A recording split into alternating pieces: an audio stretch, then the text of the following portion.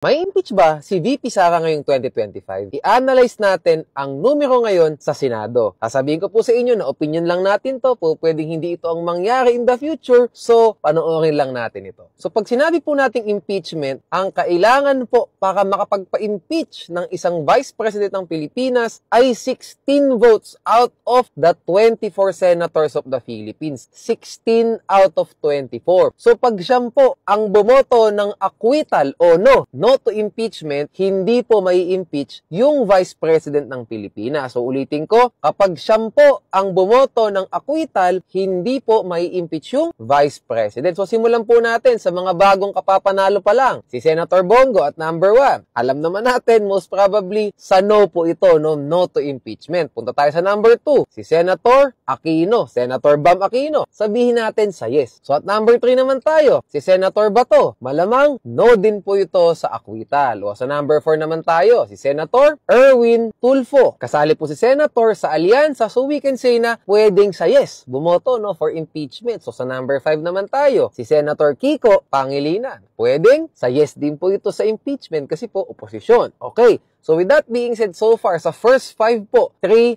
versus 2 ang boto. 3 for impeachment, 2 ang against impeachment. Sa number 6 naman tayo, si Senator Marcoleta. We can say na 3 versus 3 na to ngayon, no? Kasi si Senator Marcoleta probably boboto rin po ng no to impeachment. So sa 7 to 12 naman tayo. At number 7 and 8, si Senator Ping Lacson and si Senator Tito Soto. Sila po yung running mates noong last 2022 presidential elections at kasali din po sila sa alyansa. So, pwede nating sabihin, sa yes din ito, no, sa impeachment, no? Pwedeng no, pwedeng yes, pero pwede pong sa yes muna tayo mag-lean kasi miyembro po ng alyansa ang mga senador na ito. Punta tayo sa number 9. At number 9, si Senator Pia Cayetano. So ngayon po, kasali din po sa alyansa si Senator Pia Cayetano. Kaya lang po, we have to note na si Senator Alan Peter Cayetano, yung kanyang sibling, ay running mate po ni President Rodrigo Duterte noong 2016 presidential elections. And si Senator Alan Peter Cayetano po was the DFA Secretary ni President Duterte at naging House Speaker din po nung tenure ni President Duterte. So pwede nating sabihin yes, pwede nating sabihin no si Senator Cayetano. So gawin nating question mark muna. So, ang tali po natin, out of 9 senators, 3 po ang no to impeachment, 5 ang yes to impeachment, at 1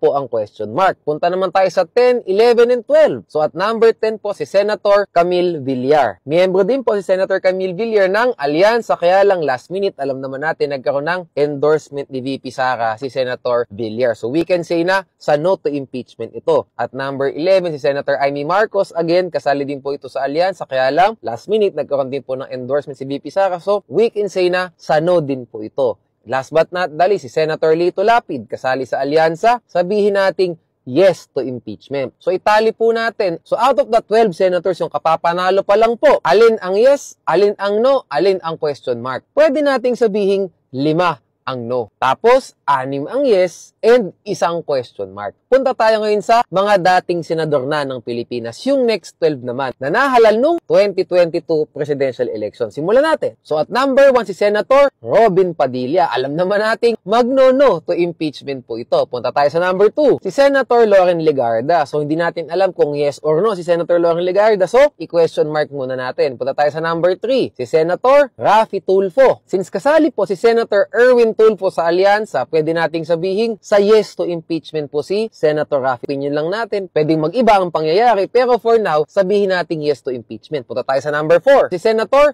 Win Gatchalian. Pwede nating sabihin for now, no? For now, tingnan natin, no? Leaning po sa yes to impeachment dahil yung kanyang sibling ay Department Secretary nito pong current administration. Sa DSWD po si Secretary Rex Gatchalian. So we can say na yes to impeachment muna. Punta tayo sa next one. Next naman tayo, si Senator Chis Escudero. We can say na for now, leaning po sa yes to impeachment dahil Senate President po siya ngayong regime ni President BBM. So next naman tayo, for Senator Mark Villar, sinabi na natin earlier na si Senator Camille Villar ay sa no to impeachment. So we can say, we can make an intelligent guess na pwedeng sa no to impeachment din po si Senator Mark Villar. So sa next one naman tayo, si Senator Alan Peter Cayetano. Since question mark po natin si Senator Pia Cayetano, nakapapanalo pa lang, sige po, i-question mark din natin si Senator Alan Peter Cayetano. Let's go to the next one. For Senator Mig Zubiri naman po, si Senator Mig Zubiri initially ang Senate President noong 2022. Kaya lang po, napanood naman natin sa balita, napalitan po ni Senator Chis Escudero si Senator Mig Zubiri bilang Senate President ng Philippines. So we can say na po pwedeng sano to impeachment po si Senator Mig Zubiri since ang baluarte po ni Senator Mig Zubiri ay Bukidnon, Mindanao po yan. So punta tayo sa next one. Si Senator Joel Villanueva naman po. So for Senator Joel Villanueva, di natin alam kung yes or no. So gawin po natin question mark muna for now. So next naman po tayo, si Senator Risa Hontivero. So since po si Senator Bam Aquino at saka si Senator Kiko Pangilinan sa yes to impeachment, posible din po na leaning towards yes to impeachment din po si Senator Risa Hontivero. So last but not the least po tayo, no, yung magkapatid po, si Senator J.B. Ejercito and si Senator Jinggoy Estrada. For now, gawin muna nating question mark kasi di pa po natin alam kung yes po or no si Senator J.B. Ejercito and si Senator Jinggoy Estrada. So itali po natin lahat, tatandaan natin 9 ang kailangan po ni VP para po magkaroon ng posibleng akwitan. So ang tali po niyan, pag pinagsama natin yung dating mga nanalo na at yung mga kapapanalo pa lang, 8 po out of 24 na ang pwede nating sabihing leaning towards no. So in short, sa mga question marks dito sa mga dating nanalo at sa mga kapapanalo pa lang, kailangan po ng isa out of 6 ni VP Sara para po magkaroon siya ng acquittal ngayong impeachment trial. So opinion ko lang po ito, ulitin natin, hindi natin alam kung ito mangyayari.